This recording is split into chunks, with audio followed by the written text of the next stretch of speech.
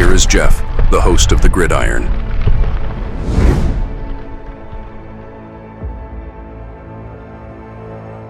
Fourth and goal to go with the 2. 34 seconds left to go in the ball game. This is the play right now.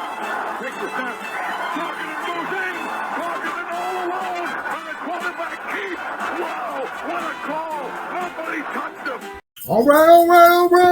Welcome to the Gridiron, baby. If you can give this video a thumbs up or maybe share this video, that would be absolutely freaking phenomenal.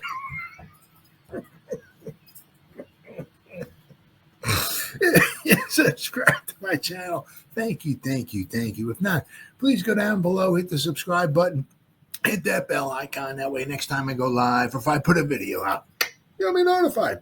And it's free of charge. What do you got to lose? It's totally free of charge. But if you are subscribed to my channel, thank you. If you want to help support my channel out, description box below, very top link takes you to my membership page. I got 3 different membership levels. Each one has their own little perks to them. So once again, if you want to help support my channel out, it would mean so much to me. I thank you in advance. Thank you. And then finally, just underneath that, there's another link. Takes you to my Facebook group. It's called the New York Giants, the Gridiron. It's my Facebook group. We have over 9,700 members in the group. It is doing simply marvelous, might I add. Basically, if I'm alive and breathing and if I got internet access, I'm putting stuff in this group darn near 365. It's called the New York Giants, the Gridiron. It's my Facebook group. Please join it. You will not be dissatisfied. I promise. All right. Well, I got the OTAs, right? OTA number 9 was today. A lot of touchdown passes, right? A lot of stuff going on. Of course, it's thankfully we're not hearing the I word, injuries, right? Malik Neighbors hasn't done anything, but they're bringing him along slowly. They just bubble wrap that guy. We'll see you week 1 of the NFL. Yeah, I mean, just whatever it takes with his toes, whatever. He's had this problem since college, so. Whatever it takes, right? Don't want to irritate the guy's toes. So, but obviously there's no contact or anything like that. They're doing a lot of situational stuff. Just fun. I'm hearing from my Big Blue Kickoff Live because they cover, all the Giants because they work for the Giants, right? So they said, all the quarterbacks are getting in throws, all throwing touchdown passes, or, and some of the defense is getting off, looking good. I know they said, the pass rush looks good, but once again, they look good. But once again, there's no contact. So it's, there's the final OTA is tomorrow. Then next week, the 17th, the 18th, and 19th is veteran mini camp, right? And then they're poof, everybody's gone, right? They get it's about 5 weeks off, I believe, and it is, and everybody comes back, toward the end of July, and then we're off and running, guys. Off and running on another football season. Love it, right? Maybe this year we can have something to cheer about, huh? Wouldn't it be nice? So there's one more OTA, right? But so all kinds of stuff here to talk about. I see all different kinds of articles. I always, like to thank, not that anybody's listening to me or anything like that, but all these people that write these articles, they do, some of them it's a little, it seems like some of the articles they write are just basically to get morons like me to read it, right? But some of them do a very, very good job. Very, very good job. In depth and detailed and all that. And gives people like morons like me something to talk about. But something educated to talk about, right? So some of these guys do a very, very good job at writing their articles. You can tell they spent a decent amount of time with these articles. So always a, big 2 thumbs up to a lot of these guys who write these articles. It's absolutely fantastic. I mean, I can always come up with stuff to talk about, but I would maybe come up with 1 or 2 things or something like that to talk about or whatever. But when you go online, you start searching all these articles and everything. You find a lot of nice stuff just to talk. A lot of stuff that these people have come up with. That that's a good idea. I didn't think of that. then you scroll a little more. Wow, that's a good article. Wow, I didn't think of that. You know what I mean? So that's why it's so great. I'm glad it's a big. I mean, it's with every team, right? Every team's got a huge community. The Cowboys, every team.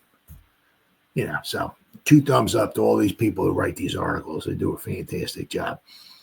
Now, this one here, right? I caught my eye. I'm like, yeah.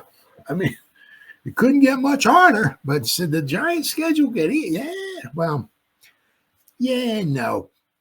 Because basically in this article, what they're talking about here is there's 3 teams that are kind of like, well, I don't want to say imploding, but 2 of these 3 teams didn't even make the playoffs last year, right? Although one of the teams that didn't make the playoffs last year, we're kind of thinking maybe they might make the playoffs this year.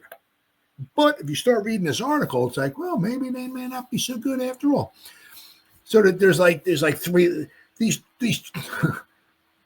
last year, these three teams or actually maybe this thing, they're all like on different levels, right? One of the teams is like, one of these teams should have been in the NFC Championship game, right? Except they had no defense, right? They were hiring people from Chuck E. Cheese to come out onto the field to play defense at the end of the season. I mean, if their team actually had their team was as lucky as the Eagles. The Eagles were good. The Eagles are a great team, blah, blah, blah. But the Eagles were also lucky that they really had nobody injured. This team had no luck with their defense. The defense was intact. Good chance the NFC Championship game might have been played in their home park.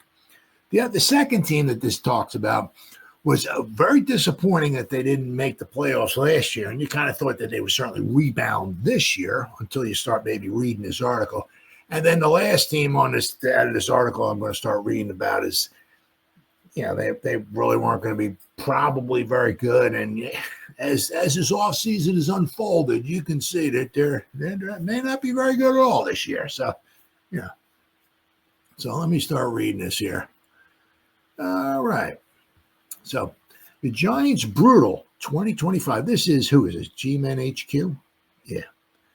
Matt Sidney wrote this article. Very nice job. Says the Giants' brutal 2025 schedule just got a gift from 3 imploding teams. Now, the one team I'm not so sure if they're imploding. I think they're going to be. I'm not saying they're going to be lock, stock, and barrel guaranteed to go to the NFC Championship game or something like that, but they should be okay. And they might take a step back from maybe what they did last year because they're in a tough division, very tough division. But there's a chance that they might make the playoffs. But anyway, so when the 2025 NFL season came out, the Giants fans did what most fans of 3 and 4 teams would do: sigh, then immediately brace for another rough year. Based on the 2024 records, New York unfairly drew the league's toughest slate. 3 of their first 4 games are against playoff teams, and 9 matchups overall come against clubs that made the postseason.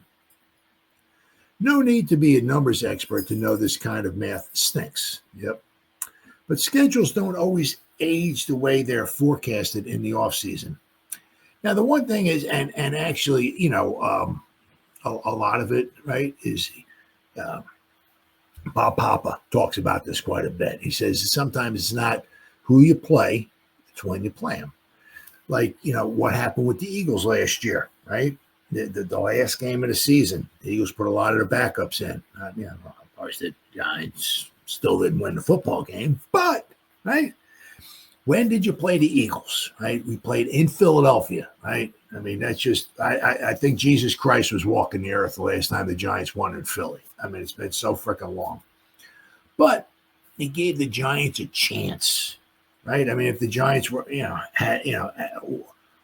weren't totally decimated, if they actually had their starting offensive line in there that they had earlier on, if they didn't have as many injuries and all that, they would have had a better chance of winning a football game. So it's not so much when. I mean, because just think if the Giants played the final game of the season against the Eagles, right, in Philadelphia. I don't know what moron wrote this schedule up, but yeah, I mean, it's like Yeah, let's put the best team in the division against the worst team in Philly. Right? Was it supposed to be a good game? But just think that the Eagles needed that game, right? Maybe for to try to get the number one playoff spot or something like that. If they needed that game and it was all hands on deck, and they actually had Saquon Barkley in there, he probably would have had about 1,300 yards rushing against the Giants. But if it was all hands on deck for the Eagles, do you think the Giants would have had any prayer at all? Absolutely freaking not. But the Eagles put a bunch of the backups in there, and the Giants had some chance, right? I mean, sometimes it's not who you play; it's when you play them. Does the team's quarterback get injured? Right, star quarterback get injured. Does this happen? It's matchups. A lot of them are matchups, right?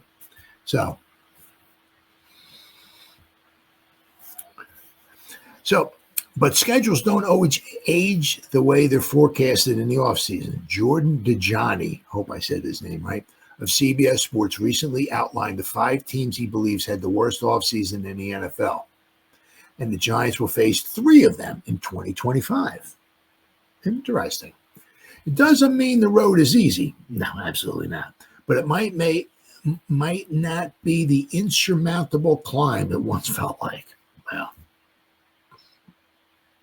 for a Giants team desperately searching for any edge in the season, where Brian Daboll and Joe Shane are fighting for their futures, even a few cracks in the armor of would-be contenders could make all the difference. Giants' daunting 2025 schedule could be softer than expected. Now, it's a little softer, maybe a little. We're not talking light years there. We're talking maybe a little. Right? Among those 5 teams, Dajani called out the San Francisco 49ers, the Detroit Lions, and the New Orleans Saints for what he described as, to put it in casual terms, absolutely miserable off seasons. On the 49ers, he wrote, no team lost more talent. As safety Hufanga, right? Linebacker Greenlaw, offensive guard Aaron Banks, cornerback Travarius Ward, defensive tackle Javon Hargrave, offensive tackle Jalen Moore, pass rusher Leonard Floyd, defensive tackle Malik Collins, and running back Elijah Mitchell are now playing for new franchises.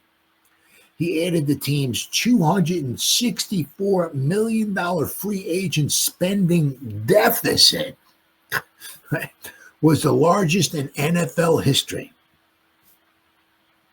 So I guess they lost $350 million worth of players or something or whatever, and they only spent like 50 or 60 or 70 million, right? So, wow. They lost a lot of talent. A lot of that also has to do with that. They signed Purdy. Now that was the one thing that, they were doing, they were, rolling the dice with Purdy, right? He was only making about $50 a game, right, over the past few years. Right, you're the last pick in the draft. You're making minimum wage for 4 or 5 years, so they're eating good. Right now, all of a sudden, you got to pay your quarterback, and they go bye. And there goes quite a few players on your team. Now you could do what the Eagles do, right? And you could just keep bringing in talent because there's no salary cap in Philadelphia. There's 31 teams with a salary cap. Then there's the Philadelphia Eagles. There's no salary cap there. What they do is they bring guys in, and they just add void years to the end of the contracts. So they keep bringing guys in because if they were actually paying all their players, let me get this out of here, right? If they were actually paying Jalen Hurts his $55 million a year, they were paying Brown his $25 million a year, whatever. They were paying, Darius Slay. He's got void years on his contract. If they were paying Devontae Smith, he's got void years on the end of his contract. If they were paying Saquon Barkley his $15 million, whatever, because he's got void years on the end of his contract, right? Their right tackle, You got void years on the end of his contract, right? And so they're actually paying their players, right, like what they're supposed to be paying them on it. If the Jalen Hurts is making 50 to 55 million, if they were actually paying him his 50 to 55 million last year, they couldn't afford Saquon Barkley, but they're just pushing all the money. They owe Jalen Hurts about $100 million. I think it's in 2028. I think it is. So, so all their chips are in the middle of the table right now because they just avoid the Philadelphia void years. Basically, that's what it is. But the San Francisco, they had all that talent because they had a real cheap quarterback. Once you pay the quarterback, bye goes a lot of the talent. That's what the Giants are going to try to, hopefully. Oh, I crossed him. Yeah. Try to do with Jackson Dart, right? It takes him a year, say 2 years or so. Hopefully he's the man. Hopefully he's the new sheriff in town, right? And then maybe the final 3 seasons, year 3, year 4, and if they pick up this 5th-year option, year 5. So hopefully they have a few years they can start building around him, right? Let's not forget, this is really early, but 2027, the Giants are supposed to have a lot of money to spend. A lot of money to spend. Now, if Winston's gone, if Wilson's gone, if Dart is their only quarterback and they're paying them like $4.5 million a year, you can build a nice team, right, around him. All right. Let's see. Oh, there you go.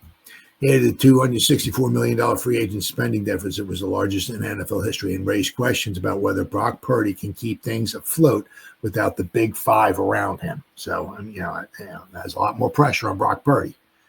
Things will all look fine and fancy, right? Yeah, when Brock Williams has Williams as his left tackle and he's got all these great weapons to throw to, McCaffrey in the backfield, things are all looking fine and fancy then, but when the talent's not there, how's Purdy going to look? Could be a little bit different. Shanahan's a great coach, so if he can get something out of this gang, I'm sure he will. He's a very, very good coach, but they're biting the bullet now. Right? The Lions talks about. One of the NFL's best teams over the last 2 years took body blows to both their coaching staff and offensive line. Dajani wrote, Detroit lost both its offensive and defensive coordinators this offseason, and both leaders were incredibly important when it comes to the team's recent rise, Dajani wrote. Goff did lose 2 important offensive linemen in right guard Kevin Zeitler, who had himself he's like 800 years old, but he had himself another fine season. Of course, the Giants had Kevin Zeitler, and after they left, Kevin, been looking for a guard for 342 years, right? We had Kevin Zeitler. He had a nice year. Well, because Gettleman screwed up the salary cap so bad, of course, we had to let Kevin Zeitler go, and we let him go, whatever it was, 5-6 years, and every year he keeps having another good year, and we keep in search of a right guard. Well, we had Kevin Zeitler there. So they lost Zeitler, and of course Frank Ragnow retired, their center. So one of the best offensive lines just got weaker. The Giants head into Detroit in Week 12 with one of the most feared. Now this hopefully if we're healthy, there you go, good boy, right? So the Giants head into Week 12 if we're healthy, right? With one of the most feared pass rushing units in the league. So they just got weaker up the middle, right? Their center retired and their guard retired. So that's a huge plus for Sexy Dexy, right? So something to keep an eye out for sure, right? Then there's the Saints. So, the thing was with the Saints is that, obviously, they got weaker, obviously, but they were never going to be like Super Bowl contenders this year. And of course, and then Carr retired. Shame because things happen, right? But shame. But I mean, they were never going to be. Oh, look out for the Saints this year. They might hit the Super Bowl. No, so they were always going to be one of the weaker opponents on the Giants. Now, just because they got weaker doesn't mean the Giants we're winning. No, they're going. You still got to play the game. Anything can happen on any given Sunday. Saints haven't made the playoffs since 2020, and things don't look any better heading into 2025. Derek Carr's unexpected retirement caught them off guard, and their answer, drafting 25-year-old Tyler Shough. So, didn't exactly move the needle. No, it didn't. As Dajani put it, even if the Saints wanted to add another quarterback, who would that be at this point? The Saints enter 2025 with the worst odds in the NFC South and are tied with Cleveland for the best odds to finish with the fewest wins in football. So, the thing is, at least for the Saints, right? I mean, with the Saints anyway, I mean, this could be a godsend for them. Really, could be a godsend because what? Next season's draft is supposed to be the money draft, the QB draft, right? Now, the Browns just drafted 312 quarterbacks in this past draft. So, right, they may not necessarily be, jonesing for a quarterback. They might. But I mean, if the Saints wind up with 3 wins, whatever, they'll be prime position to draft a quarterback. So this Derek Carr retirement could be one. It's a shame. You never want to see anybody get hurt. Doesn't matter. It's going to happen. It's a physical, violent game. Guys are going to get injured. Guys are going to have to retire due to injury. It's a shame, but that's the way it is. But it could be one of the greatest things that ever happened for the Saints. Because, I mean, they could be just beautiful position to take a quarterback, right? Let's see. So the Giants will see the Saints in Week 5. That's 3 teams, 2 of them recent playoff successes and 1 in steady decline. So entering the season with instability, it doesn't all of a sudden mean the G-men have a free pass to the post. Oh, let's not even talk about that. But when the schedule was first announced, games against the Lions and the 49ers, it's like, what did we do wrong, Look like guaranteed losses. Now, not so much. Well, hey, anything's possible. Anything's possible. New York still has to deal with Patrick Mahomes and the Chiefs, 2 matchups against the Eagles and the Commanders, and a potentially nasty trip to Dallas in Week 2. But with a league built on parity, opportunity can come from anywhere at any time. For Big Blue, it might come from 3 teams who already look shakier than advertised. Well, we'll have to wait and see. Have to wait and see. What's up, Giants and Eagles will have the best defensive. That's quite possible. I mean, the Eagles. I mean, their defense was just phenomenal last year. I mean, and their first round selection this year is going to. I mean, they let Slay go, but I mean, they're going to have a fine defense this year too. Absolutely, that linebacker they drafted from Bama. Yeah, I mean, they're gonna be tough. Their thing is because with them, it's like their defense is tough, their offense is tough. They got probably possibly the best offensive line in football. Man. Saquon's there. Their offensive weapons with Smith and Brown. I mean, it'll be tough to beat. Really, really tough to beat. So, but I mean, the Giants. You can only do so much in an off season, and at least hopefully we're trying to do what we can. We're building up our front wall.